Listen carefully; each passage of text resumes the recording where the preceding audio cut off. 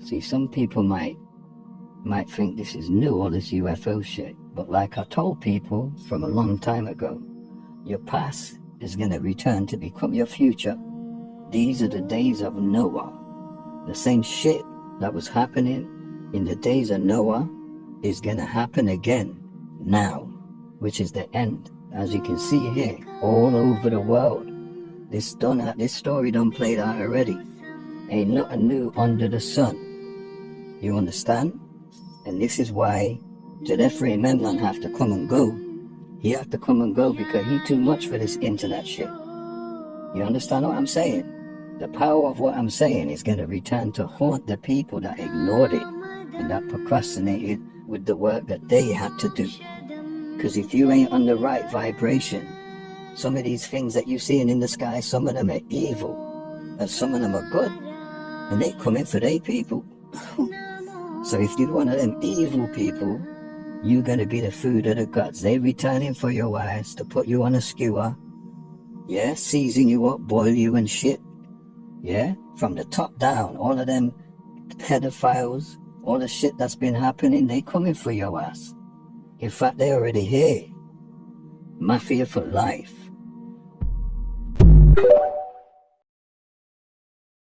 By now you should know that the Antarctica is not what they told us it was. Look at this. That looks like the Giza pyramids. They got stargates and all types of secret discoveries since the early 1900s with the expeditions that the Nazis and others went there, discovered the ice wall, discovered that the Earth's flat. We've been lied to. So as you can see here, here's some more confirmation. This is tangible evidence. Yeah, there's no explanation for this according to the standard historical timeline. The standard chronology does not explain none of this stuff, right? And we're at a stage in the world now where you can't no longer say, oh, it's just effects or AI or it's a conspiracy. All of that stuff's done. We're out of that time. We're in a time now where we're in conspiracy realism, yeah? Science fact, yeah? That we are not on a globe. The UN have it as their symbol. It is their own symbol, yeah? In front of all of our eyes without us realizing. As you can see here, there was a highly advanced civilization that exists on Antarctica, even on the parts that we can see, yeah? I'm saying without having to go beyond the ice wall, we can already see that, hold on, this thing's not what they told us. They had a whole Kemetian Egyptian civilization here. And also from landmass movements, that Antarctica wasn't always in the same place. It was in a more tropical area. We've had continental drift and earth crust displacement and all types. And even from this video here, does that even look like a globe? See, NASA are very clever because that looks like a plate to me. It looks flat. You could see that as, hold on, that's a flat earth. And yes, that's one of them fell-long cylinder-shaped shams that the black Anunnakis travel in. It's in the holy tablets. You understand what I'm saying? So it's right in your face now, man. There's no more denying it. There's no more excuses. Y'all better get the work done. These Anunnakis is come here to eat niggas. Yeah? They've come here to have a banquet, which is the great harvest. Yeah, it's not a joke thing. It's time for us to come together and realize what's actually been happening here, how we can get through it. Otherwise, you're doomed. Put down the phone, take up a book, Mafia for life.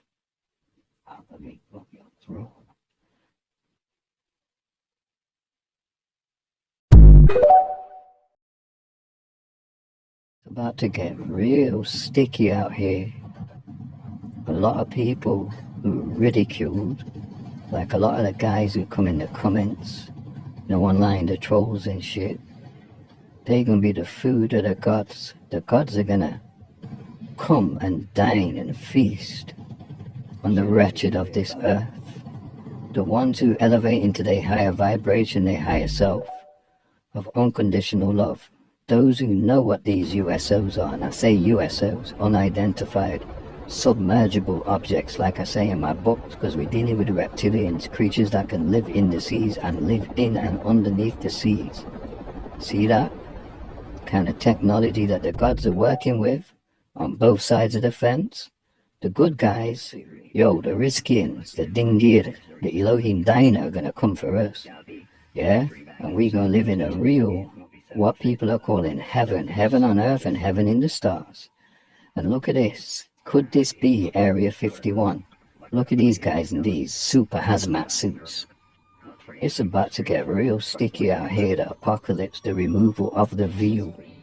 You better cop yourself some of these TZT books while we still got the internet and stuff, because I'm telling you, it's about to get shut down, man. Everything's about to get shut down.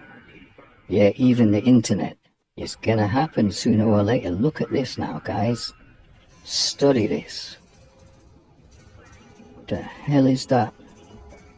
It's time, guys. Game over out here, man. It's really that time. Look at that, man. It's like some kind of alien sand thing. Look. What is that? We looking at Transformers or so? Yo, it's crazy out here. Remember what I've been telling you guys about this real? These reptilians, these alpha draconians, they're here to have a great harvest, man. On those disagreeable spirits on the earth, people who are racist, yeah, religionist, sexist, let me just stop before they try and censor me, man. Y'all know what time it is. Jedefre Memnon is here to get out of business. And if it's too hot for you, this information that I'm giving you, then get out the kitchen straight away. Leave. Yeah? Because you're not needed around here. Revolution going on around here of the intellectual type. A renaissance. 360 degrees around the whole ice wall. Let's get it. Who gonna walk with us? Huh? Who gonna walk into this new Earth 5D, new Tartaria? Huh? Come, walk with me. It's that time, man. Yo, Mafia for life.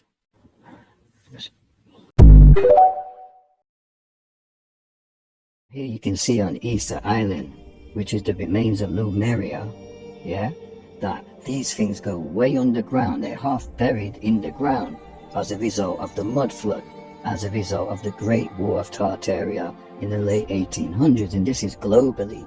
If you look at the buildings, most of them are half buried in the ground.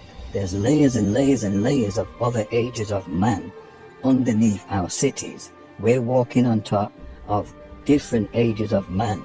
Yeah, we're on the uppermost layer. The further you go back in history and the deeper down you go, you will find that our city's built on top of another city underneath it, and that one underneath it is built on another one underneath that. You understand what I'm saying? They digging up railway tracks and everything and giving us this false conventional historical timeline. None of it makes no sense. Yeah, what they've deleted out of our history books is the Great War of Tartaria, where the custodians came and did a massive reset. That was the last great reset. Klaus Schwab is lying to you guys about we're not going to own anything and everyone's going to be happy and all of that bullcrap. You understand what I'm saying? This has been happening before. John Dee and Edward Kelly are the ones who conjured in these demons. They changed the chronology of the calendar from the Julian calendar to the Gregorian calendar in 1582. Pope Gregory did that. Yeah? And also what they did is change the genealogies of the real nobility and create new genealogies like the House of Saxe-Coburg-Gotha, Mafia for life.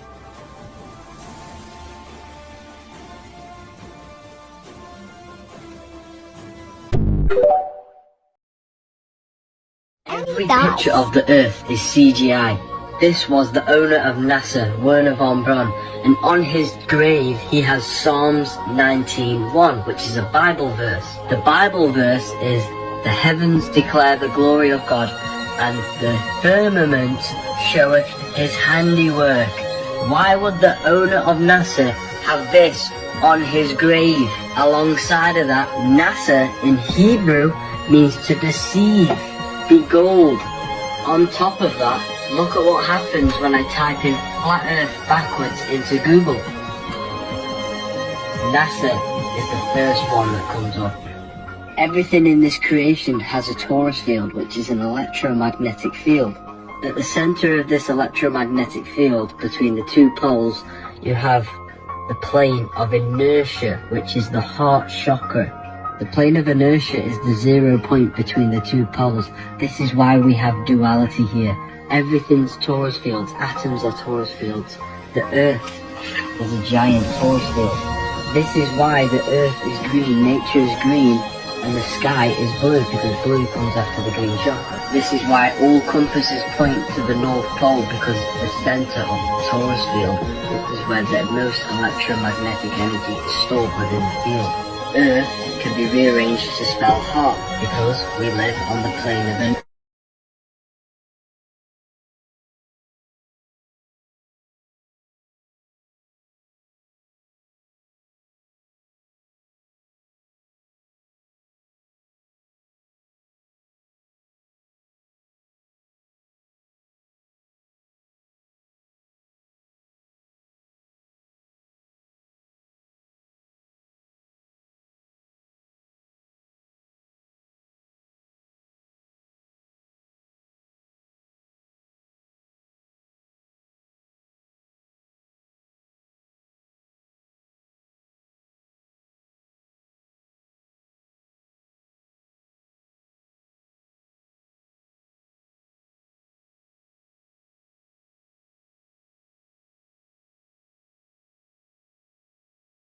Before YouTube deleted my YouTube, I had a set of series. It's called Escape from the Chicken Farm, parts 1, parts 2, and 3. And we spoke about these incubator babies. We did a whole expose of what these incubators were. We gave the name of the doctor who was responsible for these chimera babies, these monstrosities, and they were cloned using cloning technology, just like the Bully Slayer is saying.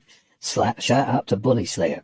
They used a certain type of alchemy, which was the science of the Temple of Ephesus. We did a whole breakdown of this. Tell a lie. You can still go on my Rumble channel, Memnon9, and you can watch a couple episodes of the Escape from the Chicken Farm still, because it's still uploaded on our Rumble channel. But yeah, just like we said, where did they get all these children from to repopulate the empty cities and have all the orphan trains with all these children? Remember, they inherited these empty European cities, so they had to find a way to repopulate these cities, and they used this technology like the Bully Slayer is showing you here. Today we call them incubators. They use them in hospital for premature babies. But they was using a satanist alchemy, where they cloned these beings back into existence from animal parts, plant parts, using certain conjuring, certain sorcery and shit. And they passed it off as world fairs. Also, some of these Anakim giants and stuff were made, yeah? They're not natural creations. They were made from this incubator technology, which makes the babies grow a lot faster than they would outside of the womb. So they had this incubator technique here with the incubator babies. A lot of people in society now that we're calling NPCs, they come from this ancestry. And then you've got another technology similar to this, which is called the Cabbage Patch Children, where children were planted in fields, these clone babies, just like plants, and grown in the fields. And people would come and pick which babies they wanted. They even had the Alice Guy, the Cabbage Patch Fairy, the royal family. All of them were in on this stuff. And this is how modern society grew. This is how the world was repopulated after the Great War of Tartaria and the natural cataclysm, which was the solar flash. Yeah, they don't tell you these things. They want you to think Jedefre is crazy, and anybody who tells you this type of stuff, like the Bully Slayer, are crazy. They got mental health problems. But the evidence is all in your face. Remember now, it's apocalypse, which means the revelation. Yeah, the cover that has been covering the truth has been pulled back. But not everybody can perceive it, because remember, reality is perception. And they done been giving us the wrong reality since we were locked in.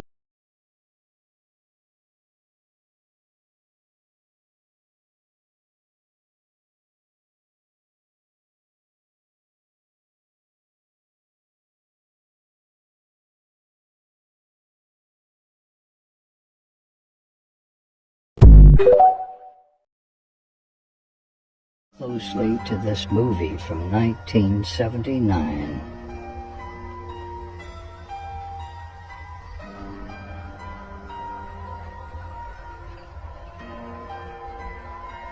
So, what the? Give the sleight of hand, Sir Charles. In the pursuit of criminals, one learns their devices.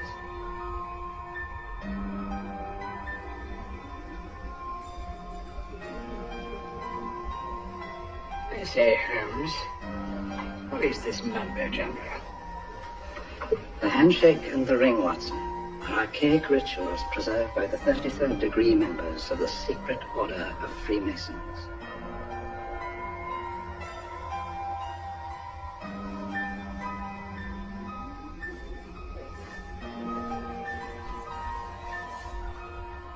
We are not a secret order. Your existence is no secret. Your rituals and membership are secrets you guard as closely as you may, which is why you removed the writing from the wall. I am responsible for the safety of the people of this city and their right to go safely about their business. Does that include the right to murder and mutilate?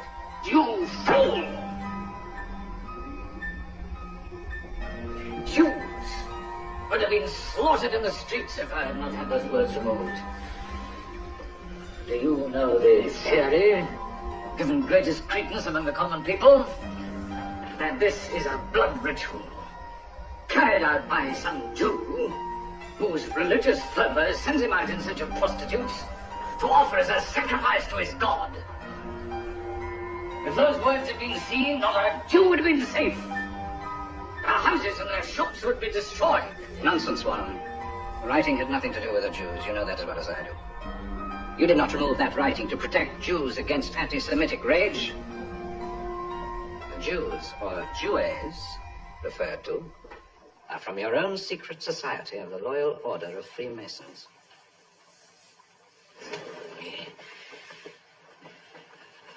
Benevolent society. We are no danger.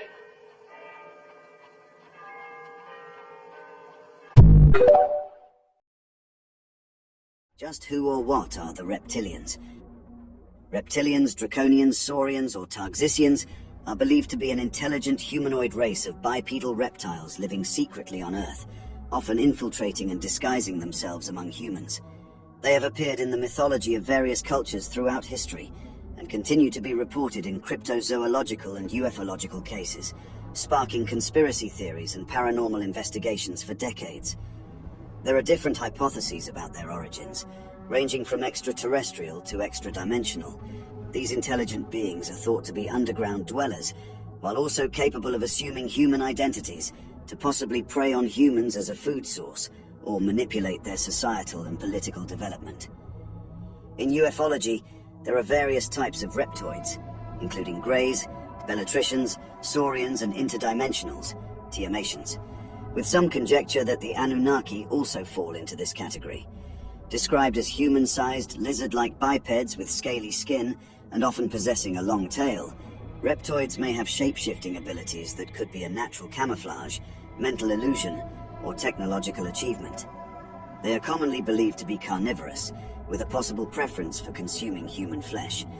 According to certain beliefs, an advanced reptilian species resides in underground bases on Earth, some of which are highly advanced cities with extensive monorail systems connecting various points on the planet, including the poles and Mount Shasta. These reptoids, symbolized by the Ouroboros, are said to have colonies on Venus, the Moon, Mars, and 4 moons of Jupiter and Saturn. Conspiracy theorists like David Icke claim that reptoids are conquerors, seeking to take over and potentially destroy or enslave other planets. He suggests they are part of every royal bloodline and are connected to the bloodline of every US president. In 1934, a man found 2 golden tablets under Los Angeles and claimed they were related to the Serpent People, who planned to infiltrate the human race and take over the world. Among these entities are the royal elite line of reptoids, standing tall at 7 to 10 feet, leaving a mark on mythology and folklore as potential inspirations for dragons and demons. Their current whereabouts remain elusive, with intriguing speculations that they inhabit subterranean realms, assuming they haven't vanished entirely from existence.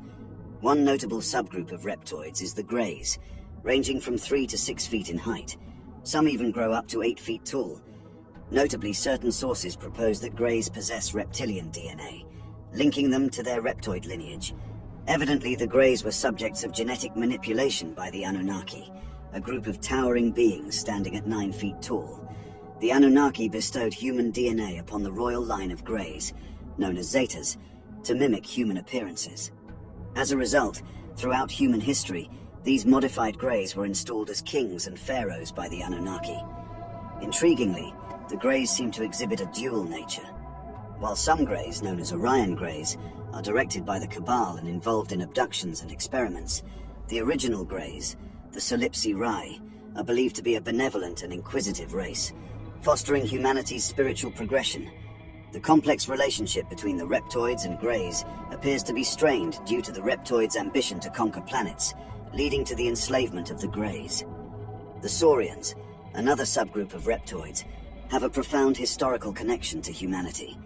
They have left an indelible mark on human civilization, influencing Semitic script and coexisting with humans since ancient times. Millions of years ago, the Saurians exhibited a more crocodilian appearance, complete with defensive tails.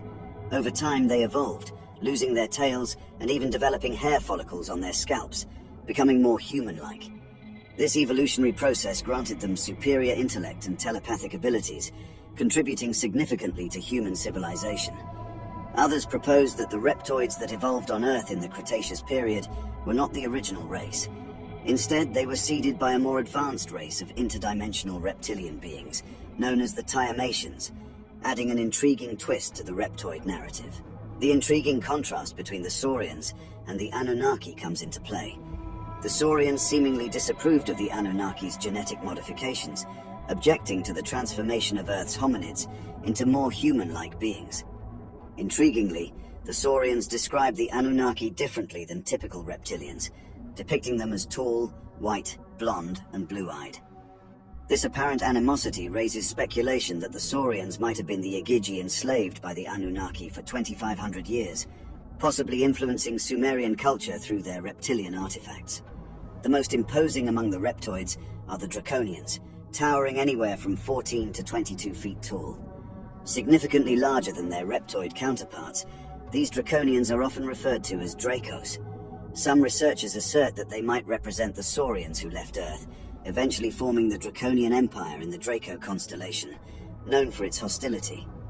Rumors surround these beings, claiming that they are sustained by the fear of the races they have subjugated, and that they derive pleasure from feeding on children. Their society is described as hive-based, with a rarely seen elite caste that rules over the warriors, restricted to their capital world, occasionally depicted with wings, adding to their mysterious aura. Operating from subterranean outposts, the Draconians are reputed to be masters of world conquest, expertly manipulating figureheads to achieve their goals.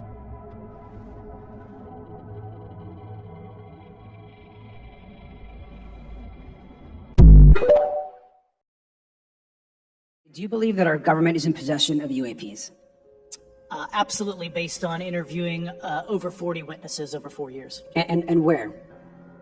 I know the exact locations, and those locations were provided to the Inspector General. Has any of the activity been aggressive, been hostile in your reports? I know of multiple colleagues of mine that got physically injured. And the activity... By UAPs or by people within the federal government? Both. If you were me, where would you look?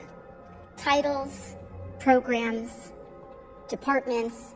I'd be happy to give you that in a closed environment. I can tell you specifically. And I would say, and I've told people that you have to know where to look. They're not going to divulge it to you because of the classification levels. But if you know where to look and who to talk to, which is exactly where Mr. Grush can point you, then you have them. During a House hearing on unidentified anomalous phenomena, commonly referred to as UFOs, 3 retired military veterans testified about the national security implications of these sightings and criticized the government's lack of transparency on the matter. The House Oversight Subcommittee held the hearing to address UFOs, responding to lawmakers' demands for greater government disclosure regarding these unexplained phenomena. Ryan Graves, a former Navy pilot and founder of Americans for Safe Aerospace, emphasized that whether these unidentified objects are foreign drones or something else, they pose a significant national security concern and a potential risk to flight safety. The government has labeled these sightings as unidentified aerial phenomena. UAPs, and has released reports on the cases. However, some sightings remain unexplained, attributed to various causes such as balloons, drones, birds, weather events, or airborne debris. During the hearing, David Fravor, a retired US Navy commander, and David Grush, a former Air Force intelligence officer, also shared their personal experiences with UAPs during their military service. Grush alleged that the government has concealed its research into these sightings and reported his information to the Intelligence Community Inspector General. The hearing aimed to explore unexplained aerial phenomena on a national level and promote government transparency on the issue. Lawmakers stressed the importance of understanding potential national security threats posed by UAPs and called for bipartisan cooperation to address the matter. Despite claims made by some witnesses about the possession of UAPs and the remains of non-human pilots, the information was presented as hearsay rather than first-hand knowledge. Several witnesses and lawmakers expressed frustration with the government's excessive classification of information related to UAPs. They argued that a stigma surrounding UAP reporting must be overcome to encourage more pilots to come forward without fear of negative consequences. Previous hearings on UAPs have taken place in Congress, signaling increased attention to this topic. The US government's All-Domain Anomaly Resolution Office has been tracking around 650 potential UAP cases, prioritizing those deemed of anomalous interest and seeking concrete data to further investigate.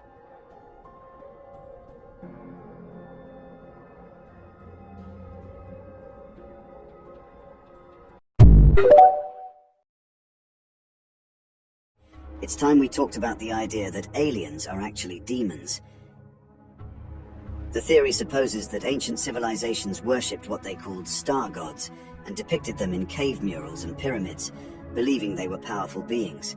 These beings, often referred to as aliens, were actually considered to be demons. The kings and rulers of these civilizations were drawn to power, and the demons offered them knowledge, wealth, and influence in exchange for their allegiance. As the demons bestowed power upon these kings, the civilizations flourished, but at a cost. They were also cursed, leading to the eventual downfall and disappearance of many of these societies. Modern technology, including social media, is believed to have roots in the influence of these demons, pulling people away from spiritual beliefs and leading them astray. The rise of technocrats like Bill Gates, who seek to achieve eternal life through uploading their consciousness into artificial intelligence, mirrors the trickery used by demons in the past. This shift away from relying on God for eternal life has caused people to abandon their faith. Claims of alien abductions involve not physical transportation, but the extraction of spiritual energy from individuals. The aliens, or demons, feed off this energy to sustain themselves. Author Nigel Kerner introduced the concept of greys, sophisticated biological robots created by an extraterrestrial civilization who seek to master death by obtaining human souls through genetic manipulation. Kerner argues that these aliens have influenced negative aspects of humanity, such as violence and greed, and even manipulated concepts like racism to protect their genetic experiments. Kerner also suggests that Jesus warned his disciples about the threat posed by these alien interlopers.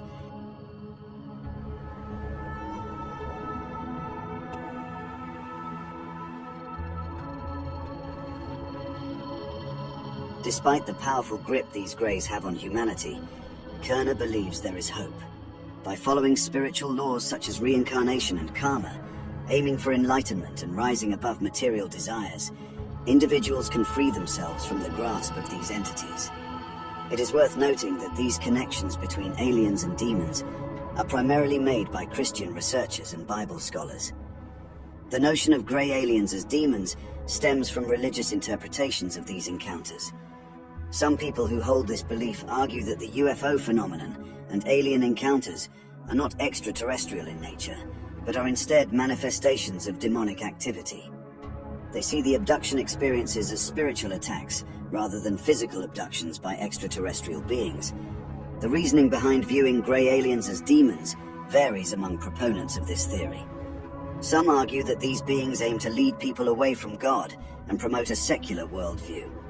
Others suggest that the aliens' seemingly advanced technology is merely a deception to mislead humanity.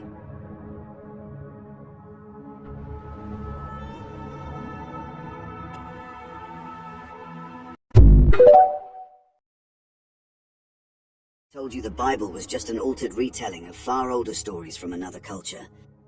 Oh, and just FYI, we're not going to invoke Zechariah Sitchin for this one, so save those comments for another video. The Sumerian civilization existed from 4100 BCE until around 1750 BCE.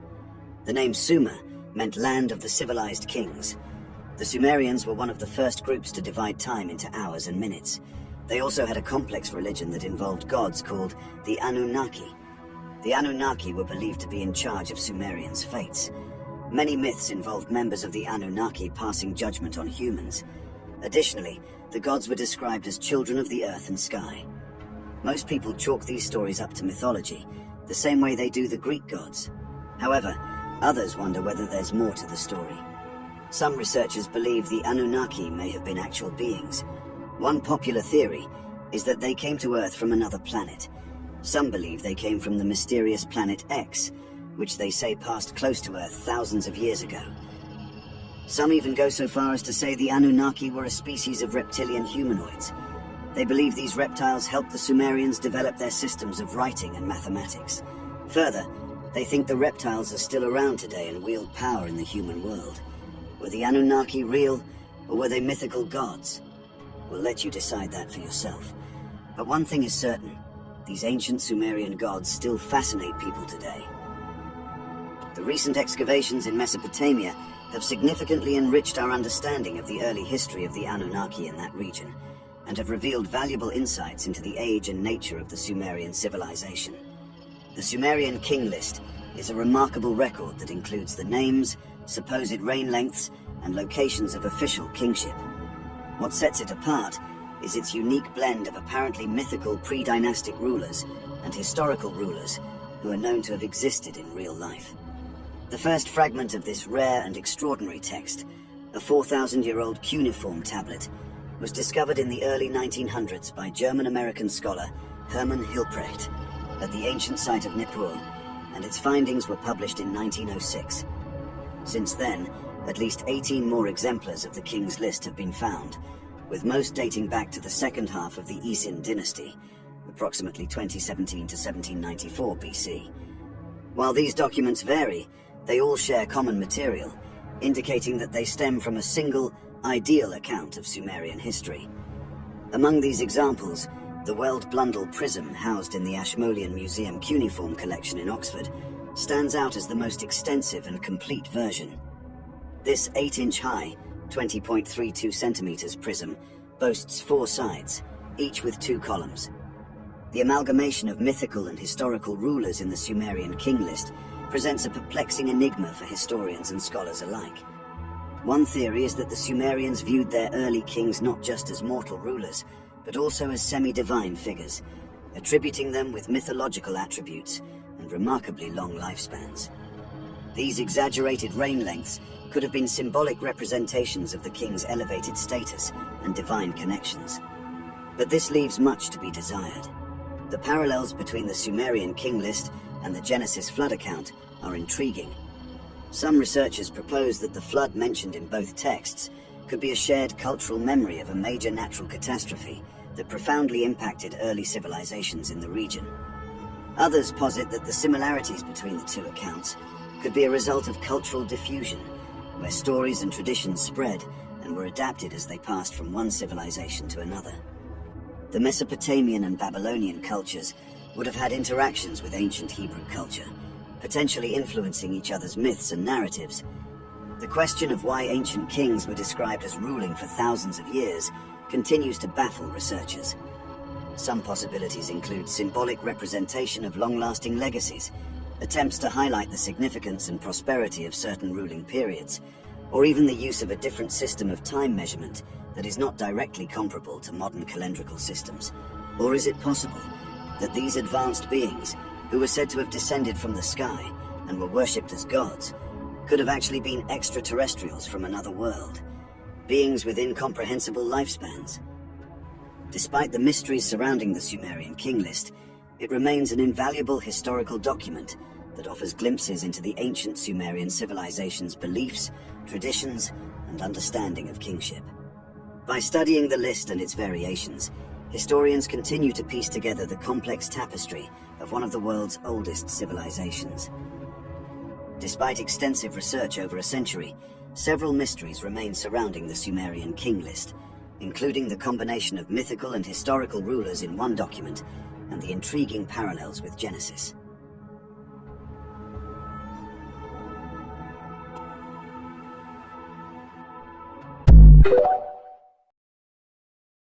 The concept of the spirit, as expressed through various words and symbols, is an important theme in both biblical and Sumerian texts.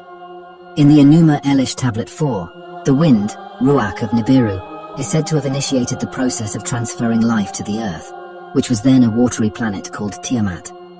The biblical book of Genesis also describes how the Ruach, spirit, hovered over the waters of Tiamat before the creation of the earth.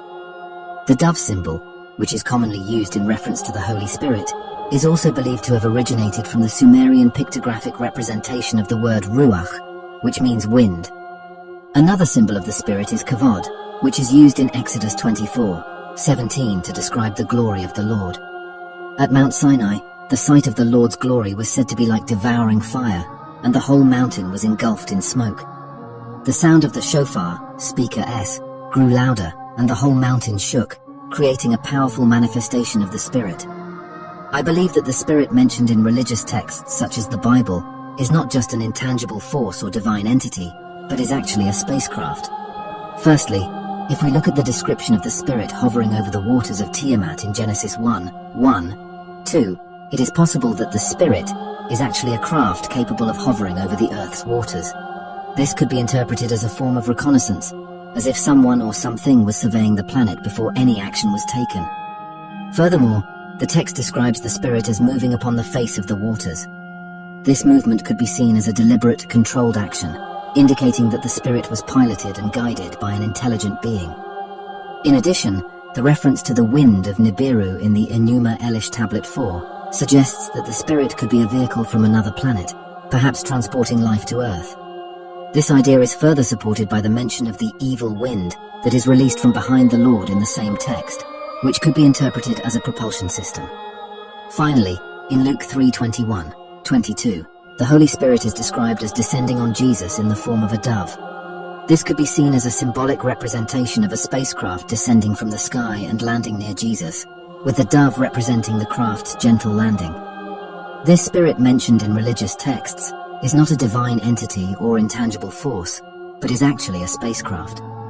The descriptions in the texts support the idea that the spirit is a craft capable of hovering, moving deliberately, and potentially even transporting life from other planets.